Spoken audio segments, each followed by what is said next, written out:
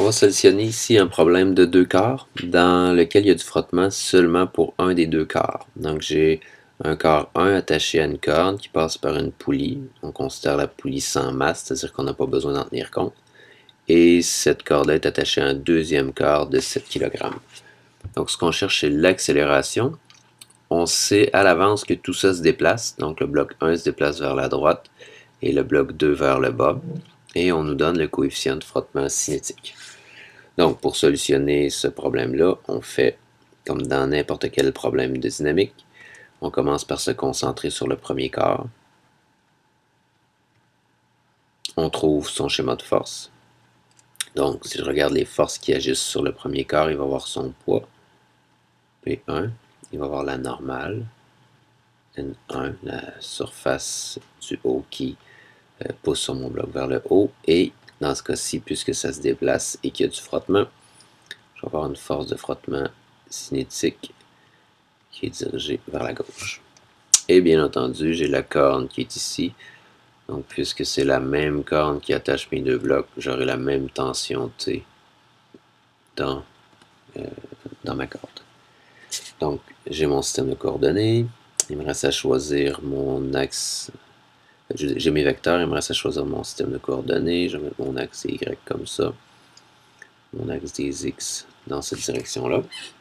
Et je vais pouvoir trouver les composantes de mes forces. Donc, les composantes selon X et selon Y de chacune de mes forces, j'aurai le frottement, j'aurai la normale, j'aurai la tension et le poids.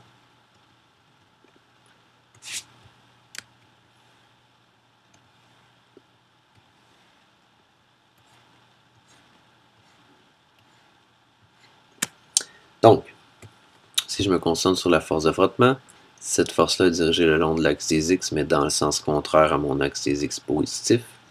Et je sais que la force de frottement cinétique est toujours égale à mu C fois la normale, donc négatif, fois mu C fois ma normale qui est N1. Ma force de frottement cinétique n'aura aucune composante en Y. Ma force normale Y positif, donc j'ai rien en X et j'aurai plus N1 en Y. Ma tension est dirigée seulement en X et le long de l'axe, dans la direction de l'axe des X positifs. Et mon poids est dirigé vers le bas tout le long de l'axe des Y. Donc j'ai rien en X, j'aurai moins M1G selon Y. Donc l'étape suivante sera de faire la deuxième loi de Newton à partir des composantes que j'ai trouvées. Donc si je fais la somme de toutes les forces en X, j'aurai moins mu C qui est 0,27 fois N1, ma normale, plus la tension. Tout ça va être égal à la masse de mon corps qui est 3 fois son accélération en X qui sera dirigée vers la droite, donc plus A. Ça, c'est ma première équation dans laquelle j'ai trois inconnus, N1, T et A. Si je fais la somme des forces en Y, je trouve N1 moins M1G égale 0 parce que mon accélération Y est nulle. Ce bloc-là ne va pas se mettre à monter vers le haut ni descendre vers le bas. Donc à partir de ça, je trouve facilement que N1 est égal à M1G. Donc N1 égale 3 fois 9,81. Donc 3 fois 9,81, ça me donne 29,43.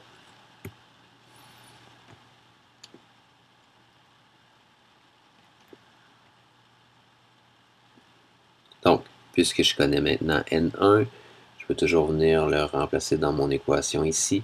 J'aurai moins 27 fois N1 qui est 29,43 plus T égale 3A. Donc, si je fais le remplacement, moins 0,27 fois 29,43. Donc, 29,43 fois 0,27, ça me donne 7,95. Donc, ici, j'aurai moins 7 7,95 plus t égale 3a. Ça, c'est ma première équation. Dans cette équation-là, j'ai deux inconnus, t et a. C'est impossible pour moi de trouver la tension ni l'accélération. Pour continuer, il va falloir que je passe au corps 2.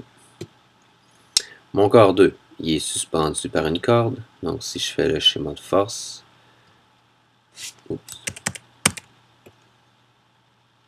mon corps 2, il est suspendu par une corde. Donc, j'aurai une tension vers le haut et j'aurai toujours son poids vers le bas, P2, qui va être égal à M2 fois G. Ce sont les deux seules forces qui agissent sur le corps 2. Donc, j'ai pas besoin de trouver mes composantes en X. On pourrait faire le tableau, mais on va tout trouver 0. Puisque mon corps 2 se déplace vers le bas, je vais mettre mon axe TY dans le sens du déplacement de mon corps. Et là, ce qui me reste à faire, c'est la somme des forces en Y égale MAY. Si je fais la somme des forces en Y, j'ai d'abord la tension, qui pointe dans le sens contraire à mon axe Y, donc moins T, plus mon poids, donc le poids est dirigé dans le même sens que mon axe Y, donc plus M2G. Et tout ça, donc la somme de toutes les forces en Y, je n'ai seulement deux, doit être égale à la masse de mon objet M2 fois son accélération Y. Et mon corps 2, son accélération, le module de l'accélération va être le même que le corps 1. Donc j'utilise le même symbole que j'avais utilisé pour le corps 1. Donc je peux venir remplacer ici la valeur de M2, qui est de 7 kg fois 9,81. On peut calculer 7 fois 9,81. On trouve 68,67. Ici, on aura 68,67. Et la masse M2 vaut 7. Donc, je peux aussi venir la remplacer la valeur 7A. Et là, j'ai ma deuxième équation. Ma deuxième équation dans laquelle j'ai T et A comme inconnus. Donc, ce qui me reste à faire maintenant, c'est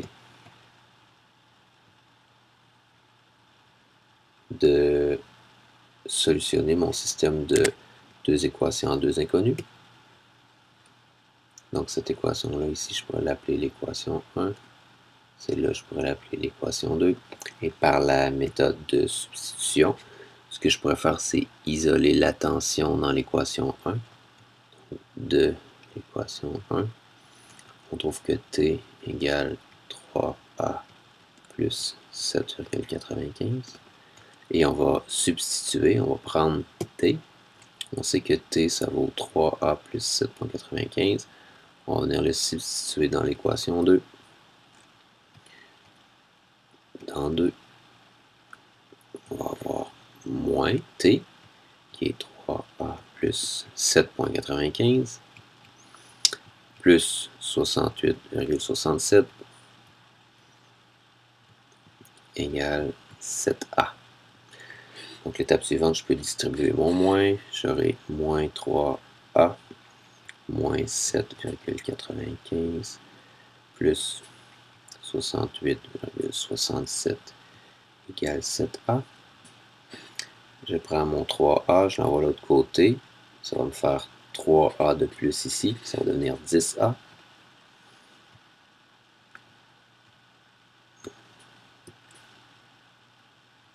Et tout ce qu'il me reste à faire, c'est additionner ces deux nombres-là. 68,67 moins 7,95 donne 60,72. C'est-à-dire que A égale 60,72 divisé par 10. Donc 6,06 mètres par seconde carrée. Et tout ce qu'on me demandait dans le problème ici, c'est cette accélération-là. Si on m'avait demandé la tension, on aurait pu prendre la valeur de A, venir la remplacer dans l'équation ici, multiplier par 3 et ajouter 7,95 et on aurait trouvé la tension.